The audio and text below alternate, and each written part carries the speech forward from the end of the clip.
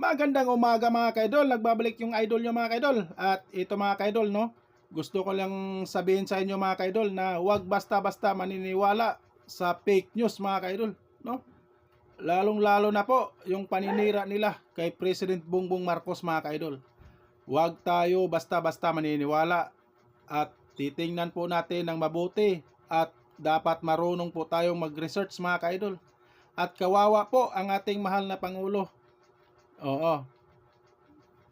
Oh, tambak na po sa paninira sa mga kabilang side mga kaidol, sa mga DDS vlogger at sa mga DDS supporters mga kaidol.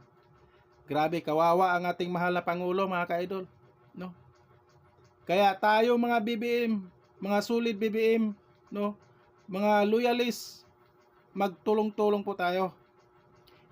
Yung mga video natin, i-like, share, i-comment natin, like, share po tayo mga kaidol. Oo. No. Labanan natin ang fake news mga kaidol. Nakakasira po sa ating mahal na Pangulo mga kaidol. Kawawa po ang ating mahal na Pangulo mga kaidol na nagtrabaho dito sa ating bansa. Ano? Grabe mga kaidol. Halos na lang araw-araw, no? Araw-araw may fake news para siraan lang si President Bongbong Marcos mga kaidol. Sa bagay tayo, kami, kayo, hindi tayo maniniwala agad-agad sa mga fake news mga kaidol. Na dapat lang marunong po tayo mag-research. Oo. At alam ko, yung mga DDE supporters dyan, ang madaling maniniwala sa mga ganyang istorya mga kaidol. Sa mga ganyang fake news mga kaidol. DDE supporters lang po mga kaidol. Alam ko marami pa tayong nagmamahal kay President Bongbong Marcos mga kaidol.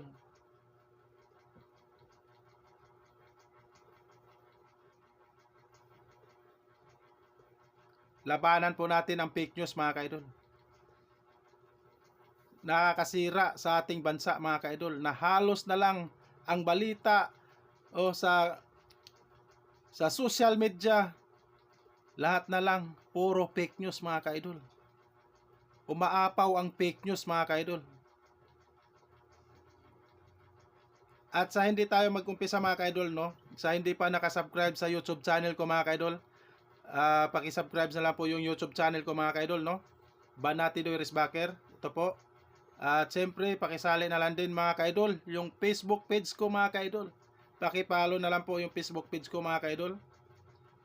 At siyempre dito sa TikTok mga kaidol, magparami pa tayo ng followers mga kaidol, no? Like, share, comment po tayo mga kaidol sa TikTok mga kaidol. Ito po yung TikTok ko mga kaidol. Paki-follow na lang po sa hindi pa nakapollow. At ito na nga mga kaidol, no? Philip Salvador aka Ipi. Grabe. Alam nyo mga kaidol, no? Mangangampanya sila mga kaidol, no? Magrarally sila mga kaidol. Puro galit yung puso nila. Wala silang matinong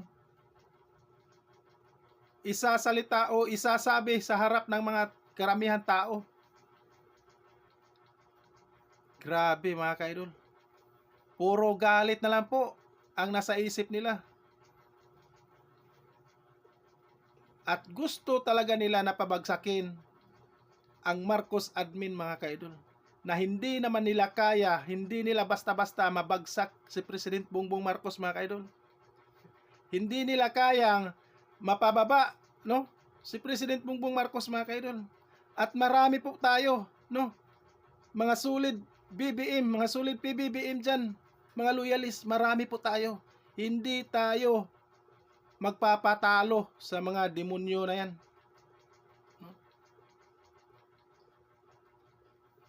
Oh. So ngayon, balikan natin si Philip Salvador mga kaidol. Panoorin po natin mga kaidol yung video niya mga kaidol. Hindi magnanakaw si Duterte. Panoorin po mga kaidol. Ay, ito naman at sa akin! At sa 32 million na nagtiwala at nagmamahal sa ating Bibi Sara, walang magnanakaw na Duterte. Sabay-sabay, walang magnanakaw na Duterte. Walang magnanakaw na Duterte. Walang magnanakaw na Duterte. Oh, narinig nyo ang sinasabi ni Philip Salvador mga kaidol. Sinisigaw niya sa karamihan, sa maraming tao, no? Hindi magnanakaw si Duterte, gonggong.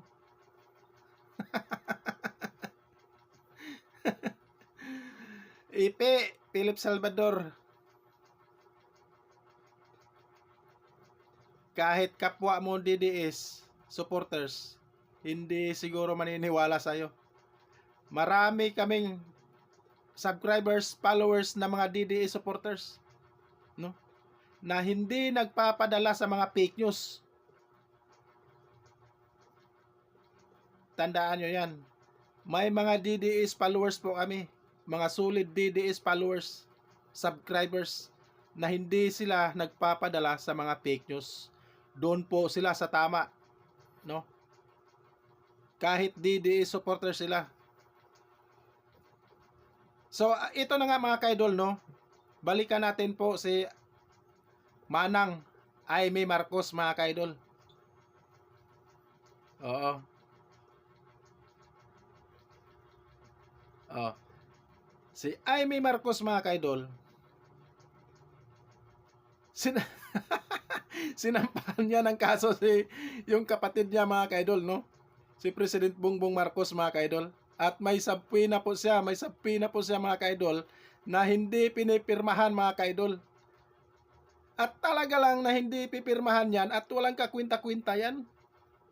Ha? Sampahan niya ng kaso yung kapatid niya mga kaidol, si President Bongbong Marcos. Anong kaso niya isasampan niya mga kaidol? Ang tanong.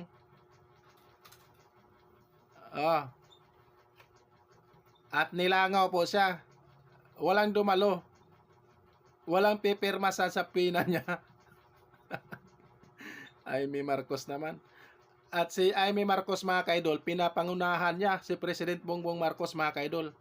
Oh, yung OFW, yung DDS OFW na supporters ni Mang Kanor, pinapangunahan niya si President Bongbong Marcos. Oh, nakawawa daw yung mga OFW. Huling-huli ka na, Aimee Marcos. Nung nalaman pa lang yan, inaasikaso na po yan ni President Bongbong Marcos.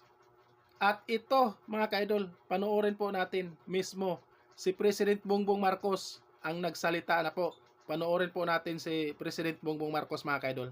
Iskulang balitaan ang ating mga OFW na nagaling sa Saudi na patuloy na ang pagbayad ng insurance ng Saudi Arabia sa mga empleyado ng mga kumpanyang na bangkarote nag-file ng claim sa insurance.